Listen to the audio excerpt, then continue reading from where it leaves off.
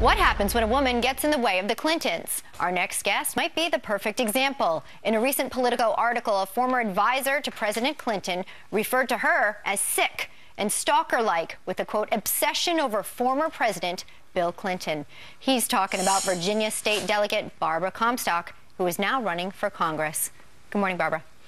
Good morning. Great to be with you. What is your relationship with the Clintons, and why would some of their former staffers and aides come out with such strong words against you?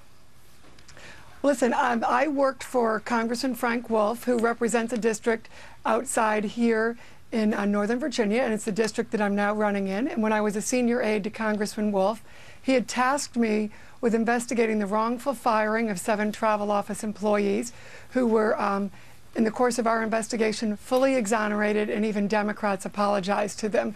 So these folks are, focused on the 20th century. I've been now a state legislator for 5 years after being a senior Justice Department official and a senior partner in a law firm. And as a legislator, I have been in leadership position, chairman of the Science and Technology Committee, working on jobs, of the 21st century. So our campaign is focused on the 21st century, putting people back to work, making sure we strengthen our military because we have a strong defense industry in our district, and a lot of the things you've been talking about this morning, my constituents are very concerned about.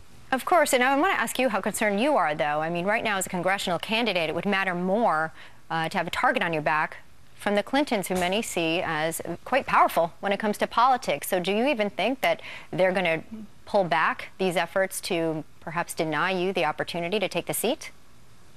Well, this seat has been held for 34 years by my former boss, Congressman Wolf, who's working closely with us.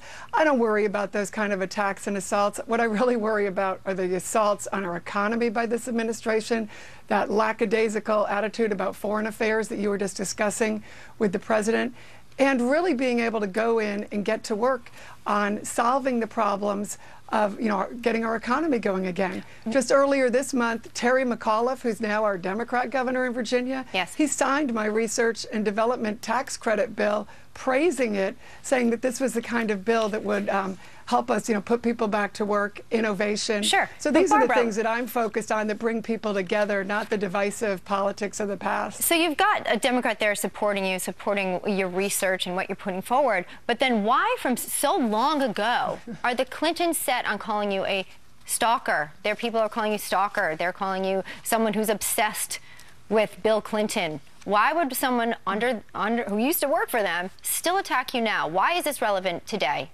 Well, listen, you'd have to ask them. This is their way of making a living these days. But people are really concerned about their jobs and their future, and not these kind of issues. And it's this kind of neglect of these issues that you're seeing with this administration and the Democrats. They have nothing else they can run on. They certainly can't run on this economy. If you move forward here, I'm proud to run on my record as a state legislator because I've been very successful, been the go-to person on technology bills and jobs. We hear you there.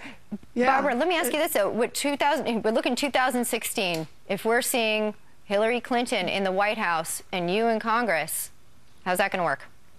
Well, I've learned a long time ago not to predict the future on elections. I'm running in this election and running on the issues that my constituents care about and the things that I hear every day as I go out to county fairs and to our 4th of July events. And, they care about their jobs, not, things from the past. And they care about, how they're being assaulted by this economy, Obamacare. Absolutely. Putting people out of work. Barbara Comstock, we want to thank you for joining us today as you look to the future, not the past. Exactly. That's what it's all about, and that's what our children need. You got it.